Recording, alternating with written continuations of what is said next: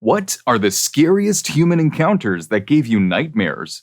Story 1. I was riding my bike to school on the bike trail when I noticed a guy leaning against a light post. I thought nothing of it since I'd taken this trail almost every day throughout high school. Anyway, I'm riding and suddenly everything goes black. Turns out the guy had pistol whipped me. I woke up to him trying to take my feet out of the straps of my bike. He noticed I was awake and immediately pointed his weapon at me, demanding my bike. I resisted at first, telling him my mom had just bought it for me after I begged her for ages. He took it anyway, but it still bugs me to this day. Minor details: the bike was a DOS SSTAL. I had clipless pedals at the time, which is why he was struggling to take my feet out. I live in a not-so-nice area, where stuff like this is not uncommon. Fontana or Rialto, CA. The guy had face tattoos and dressed like a thug. He would have stuck out like a sore thumb riding a competitive fixed-gear bicycle. I'm sure he stole it to sell rather than for personal use. I also called the police and they came over to file a report. I didn't notice I had an injury, probably because of the adrenaline, until the cop pointed it out. He took pictures of my head injury for the report. If anyone knows if the police station or county keeps reports like this on file for a while, I would be happy to try and get the pictures and the police report. Story 2. My cousin was babysitting me and my brother when we were young. Her dad called, clearly under the influence, screaming at her to tell him where the piggy bank was. She hung up, but he called back and left a voicemail threatening to come over with a knife. We were terrified. We blocked the windows, locked everything, and put heavy furniture in front of the doors. My brother was asleep in his room, and my cousin told me to leave him in, but I couldn't bear the thought of him being alone. I belly crawled across the kitchen and living room, my heart pounding in my chest, and scooped him up. We barricaded ourselves in Mom's room. I didn't sleep that night. My mom and aunt arrived the next morning, asking what the heck happened. I was just relieved to be alive and that my mom was home. The worst part was that when my cousin got home, her dad had sold all of her belongings. Her bed, dresser, TV, everything was gone. Her room was empty. He's clean now, but I still hate him. Shame on you, Uncle Donald. Looks like those kids learned a thing or two from watching Home Alone. And The Shining. Good for them for defending themselves against a crazy uncle. Story 3. Back when I was a teenager, I was often home alone because both of my parents worked full-time and my brother had moved away to college. One summer day, I was relaxing at home when I heard a knock on the front door. I looked through the peephole and saw two men standing in the driveway. One of them was wearing a suit, and the other was wearing sweatpants and a hoodie. The second man was facing away from the house, as if he was keeping watch. I decided to ignore them, thinking they would eventually go away. But they didn't. They kept knocking, louder and more aggressively each time. Scared, I decided to call the sheriff's department for a non-emergency check, since they were trespassing. My stupid self decided to yell through the door that I had called. Before I could even realize how idiotic that was, the second man started kicking the front door. I freaked out and ran back toward the center of the house. Just then, I realized that there was a third man trying to kick in the back door as well. At this point, I called 911 and started screaming about three men who were trying to break into my house. The sheriff's deputies took longer to get there than anyone would imagine. When they finally arrived, the men were already walking down the road. The deputies stopped them to question them, but they were not arrested. Story 4. I was working on a case for an insurance company, investigating a fire at a fourplex in North St. Louis. As you might know, it's not the safest neighborhood. The fire was clearly arson. There were 5 separate fires in the building, completely unrelated. I was inside sketching out a diagram when I overheard two guys talking on the other side of the wall. I strained to listen, hoping they might say something relevant to my investigation. The two men made their way to the back of the building, where the fire department had knocked down a section of the wall to reach some hot spots. I had a clear view of them as they stood there chatting. They started sifting through the rubble, and one of them started ranting about how some misguided woman had snitched on his buddy for starting the fire. He told the other guy his plans for dealing with her, and then, to my disbelief, he pulled a gun out of his waistband. I froze, my heart pounding in my chest. I prayed they wouldn't turn around and see me standing there like a fool. I hunkered down as low as I could without making a sound and waited it out. They kept talking about how messed up it was that she had ratted him out, and so on. Finally, a car drove by, and I used the noise as a cue to escape. It wasn't the stealthiest exit, as most of the floor had collapsed and I was wearing bulky fire boots. I made it to my truck, parked across the street, and jumped into the driver's seat. My heart was still racing as the guy with the gun walked around the side of the house and sat down on the front porch, pointing the weapon at me. I started my truck and got the hell out of there. I had to go back about an hour later to finish my job. My boss wouldn't have accepted a report without a diagram and samples, so it was either returned then or later. I'm not sure what happened in the end. I called the police, but fires in North City happen so often that they sometimes get overlooked. It was a rental property, and nobody was supposed to be living there, so who knows what went down. I didn't stick around to ask for names, that's for sure. Still one of the top 5 scariest moments in my career so far. Story 5. I was at a sleepover at my friend's place. We decided to sneak out and explore. We stopped at our school, which had a small patch of trees where the older kids hung out during lunch. We had heard rumors of a stash of Playboy magazines there, so we were curious to check it out. While we were there, my friend stepped off to the side to go to the bathroom. A few seconds later, he came running back saying, "Run!" I didn't know what was going on, but I didn't want to be left alone in the dark, so I followed him. We ran until we couldn't run anymore. Finally, my friend explained that he had seen a strange man in the forest. He said that the man was doing something inappropriate, and he thought he was going to hurt us. Being a kid with a history of pranks, I thought my friend was messing with me. But then I looked back and saw a man in the distance. He was moving towards us. We started running again, and the man kept following. When we got back from my friend's house, we thought we had lost him. We snuck back inside and turned off all the lights in the basement. We lay there silently, terrified. About 10 minutes later, we saw something move by the window. We knew someone was out there. We stayed completely still and quiet. A minute later, we heard a noise coming from the room in the basement. We both lost it and started yelling, "Dad!" My friend's dad came running down the stairs. We told him that there was someone in the basement. He flung open the door and saw the window was open. There were fresh marks on the wall from someone climbing in or out. For some reason, my friend's dad didn't call the police. He decided to stay downstairs with us for the night. I didn't really sleep well that night. In the morning, my friend's dad walked me home. A few blocks away, we saw a bunch of police cars. One of the cops stopped us and asked if we had seen anything suspicious the night before. We told him our story, and he started asking us questions. It turned out that a kid had gone missing from his room around the same time that we had been chased home. The police found the man a few days later, dead by his own hand. They never found the missing boy. We had a lot of trouble dealing with what happened. My friend's dad felt guilty for not calling the police. He became hooked on pills. My friend was traumatized by how close he had come to being abducted. He had a tough time dealing with it and lost himself to despair. I went through therapy for a while and still have occasional night terrors from that night, even though it happened almost 30 years ago. That was some sick Lovecraftian nightmare, but for real, one thing I learned from horror movie cliches is this: don't go sneaking out in the dark. If these terrifying tales got your heart racing, then give this video a like and subscribe to my channel. I've got more thrilling stories for you. Story 6. Last year, I moved from a densely populated urban area to a beautiful but sparsely populated rural one. I quickly became obsessed with trail running. There's a large circular route that I love in the Ipukal Nature Reserve. And one summer morning, I was on an early morning run when I passed a guy sitting on a rock slightly off the trail. He looked completely normal. Street clothes, hat, boots, and all, so I assumed he was a hiker. I continued on my way, jogging down the path around the bend, and uphill to a scenic overlook where I usually stopped to drink from the fountain. It was as I bent over at the fountain that I heard a twig snap. I straightened up to see the guy, crouched over and stepped through the woods off the clearing as if he were trying to sneak up on me. I bolted. The sprint back was the most terrifying experience of my life. I don't know if I lost him or if he even gave chase. The police never found anyone matching his description, and I haven't run anywhere near since then. If you'd like to be creeped out further, the police said he had most likely seen me before and had been stalking me for an indeterminate amount of time. That means he was probably camped out nearby,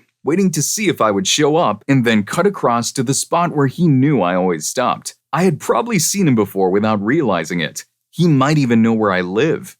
Story 7. I just had a great Saturday night celebrating my friend's birthday. We drank a lot of beer, and then somehow single malt whiskey made its way into the mix. I left his house at about 12:30 a.m. and caught a tram home.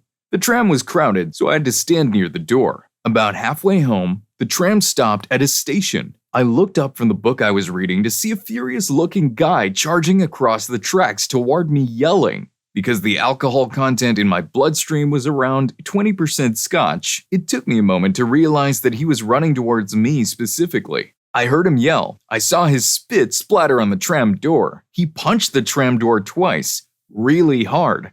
Thankfully, the tram doors don't open from the outside when it's stopped at a station. As the tram began to move away, he held on for a few seconds while some of the other passengers, safe in the knowledge that he couldn't get in, started to tease him. Incidentally, they called him a prawn, which was an insult I'd never heard before. I have no idea who he was, what provoked him, or what he would have tried to do if he'd managed to open the doors. Naturally, once the tram left him behind, I tried to act like nothing happened. It wasn't until next morning that I thought about how much worse the situation would have turned out if A, the tram door had opened, or B, I'd been walking past the guy instead of on public transportation. Story 8. My first apartment was in a U-shaped complex with a large grassy area in the middle. The neighborhood kids loved to run around and play there. One day, I was sitting on my stoop, talking on the phone when one of the kids fell over, grabbed his foot, and started crying. He had stepped on a bottle cap and injured his foot.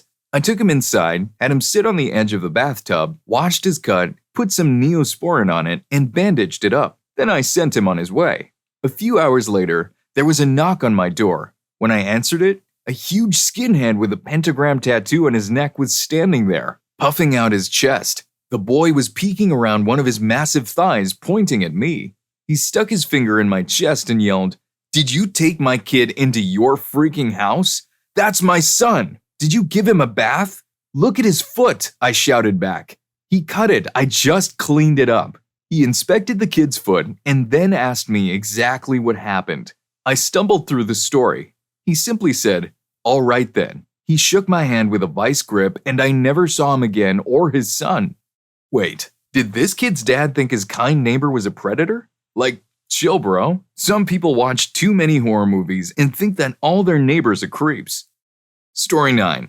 Back in the early 90s, I was a night auditor at a cozy hotel in Prospect Heights, Illinois. I was a young mom, juggling night shifts while my husband handled the daytime hours. Every now and then, he'd come by to check on me. It was a grueling schedule, and I'm still not quite sure how I managed just a few hours of sleep each day. My job was to check on the rooms and the money each day, and to check the guests in and out of the hotel. I worked from midnight to 8 in the morning. One night, after finishing my audit, I sat down to watch a scary movie on the small TV behind the front desk. It was the middle of winter, and it was bitterly cold. Suddenly, a man appeared at the door, wearing a ski mask.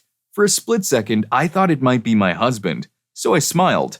He came up to the front desk and asked if there was anything I could do for him. That's when things went wrong. He pulled out a large knife and my heart sank. I was filled with fear. I felt like I was staring death in the face. He jumped over the front desk, cut one of the phone lines, and took the money. My coat and purse were back there too. He stole those as well. As he was leaving, he said, "I have your purse. I know where you live now." I huddled in the corner behind the front desk, terrified. Then I realized something. He had only cut the handset of one phone and the main line of another. I grabbed the handset from one and connected it to the phone he hadn't tampered with. I dialed 911 and got through to an operator. Just as I was about to speak, the guy came back. He had dropped his knife behind the desk and I saw it on the floor as he circled around. I picked it up, wondering if I could use it to defend myself. We stood there, facing each other, me in my uniform, and this big guy in a bulky ski jacket. He demanded that I give him the knife. I knew deep down that if I tried to stab him, he would probably kill me. So reluctantly, I handed it over, then ran away. Thankfully, the police arrived shortly after, and I told them what had happened. As far as I know, they never caught the guy. The hotel where I worked didn't give me much time off, even though I had a head injury. Eventually, they fired me. It turned out that they had been robbed a few times before, but had never bothered to improve security. I took them to court for lost wages and won. About a year later, or maybe even less, I learned on the news that a night auditor at the same hotel had been and thrashed. They did catch the guy, and he's in prison now. I'm shaking as I write this. It's been so long. I rarely talk about this, often brushing it off like it was no big deal. But the truth is, it still haunts me. That night was the scariest of my life. When I worked there, the place was called Econo Lodge, but they changed the name to Forest Lodge not long after that. When I saw the news about the clerk, I didn't immediately connect it to the same hotel until they showed a photo of it. That's when I knew, and it sent shivers down my spine. Story 10. My boyfriend and I arrived home around 2 a.m. after a night out, both a little tipsy. We were stumbling down the hallway towards the elevator when we noticed drops of red liquid on the floor. As we got closer, we realized it was something serious. Even the elevator button and the door were smeared with red handprints. My boyfriend, with a mix of curiosity and caution, pushed me aside and called the elevator. Fortunately, there was nothing inside except for a puddle of crimson. We realized the red stains had come from the 5th floor. Our curiosity got the better of us, so we decided to investigate. The trail led us to a door that was practically covered in huge red hand smears. It was an eerie sight. Gathering up all our courage, we didn't live in the nicest neighborhood and feared a robbery, we rang the doorbell. To our surprise, an elderly man answered. He looked like he had walked straight out of a horror movie. His once gray sweater was now a vivid shade of red. His hair was soaked, and his shoes were already crimson. The sight sobered us up immediately. I dialed 911, and an ambulance arrived in just 2 minutes. Meanwhile, my boyfriend went inside the flat to help the man sit down. I had never seen anything like it in my life. We had no idea what happened to him until we met him the next day. The old man recognized my boyfriend's glasses. He told us that he'd been drinking and tried to ride his bike home, but had a nasty crash and ended up with a cut on his head. He was also on heart medication that had a side effect as an anticoagulant, which explained why he lost so much. Had we not rung the doorbell, he might have lost a lot. In gratitude, he gave us some money and an incredibly expensive bottle of champagne, a gesture that needed no further explanation. Man, that grandpa is a straight-up gangsta. He's got the blood of a young man, climbing all the way up to his room in such bad shape. Story 11. Once, while getting baked with friends in a graveyard, my friend's little brother was suddenly accosted by a huge man and 2 of his buddies. We had seen them coming but didn't think they were violent. The man grabbed my friend's brother in a headlock and said, "We're going to shave his head." We were all the typical long-haired black denim and Pantera t-shirt types, so getting verbally and occasionally physically hurt was kind of standard. Thinking that they were probably joking, I pulled my friend out of the hold. Well, next thing I knew, I was being punched in the face by a guy a foot taller than me, a decade older, and with strength and reach that I couldn't match. I spent a lot of my childhood getting roughed up by adults, but by this point, I thought I was through with that part of my life. He held me and relentlessly rained blows on me until I hit the ground. By this point, my group of friends were doing everything they could to stop him, but he was swatting them away like flies.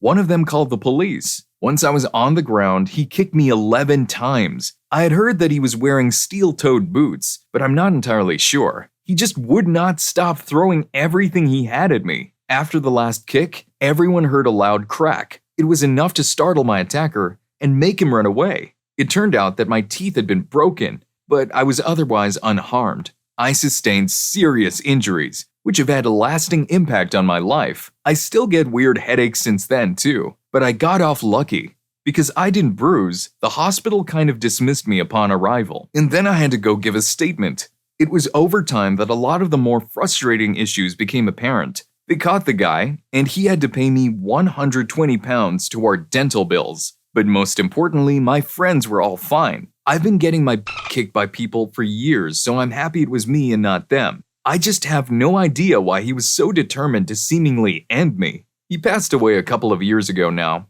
Good riddance. Story 12. I was in my 3rd floor bedroom, chilling to music with my headphones on, when I started to hear strange noises. I figured it was just me being baked, but the noises were weird enough to make me take off my headphones. I listened for a bit and realized that the noises were coming from downstairs. It was a creepy voice that I didn't recognize, mixed in with the voice of my housemate John, but John sounded like he was in pain. I was like, what the heck? So I slowly walked down the stairs and peeked into John's room. I saw John on the floor holding his eyes in pain. A big guy in a hoodie was standing over him, yelling at him and grabbing things off the shelves. Autopilot kicked in and I ran towards the room. The hooded guy turned and ran out the door when I smashed into him. We both stumbled down the staircase trying to punch each other on the way down. We scuffed a bit in the hallway until he finally ran out the door. It turned out that John, who was on crutches at the time, was hobbling home and went to open our front door when the hooded guy came up behind him and pepper sprayed him in the face, blinding him. The hooded guy then took John to his bedroom and robbed him. John had to wear eye patches for the next 2 days. Anyway, it was all pretty messed up, but John was okay in the end. Honestly, I was so that it didn't really feel like it was happening at the time. It was like a bad trip. We all moved out 2 weeks later. It was Brixton, London, by the way. Dude, it sounds like this is the origin story of the meme Reefer Man, the Dank Knight. Who needs superpowers when you're so you can fight off a burglar? If you like the stories about people bouncing back from tough times, then you'll need to check out What is Your Epic I Quit Moment? Story 5 was sick. See you there.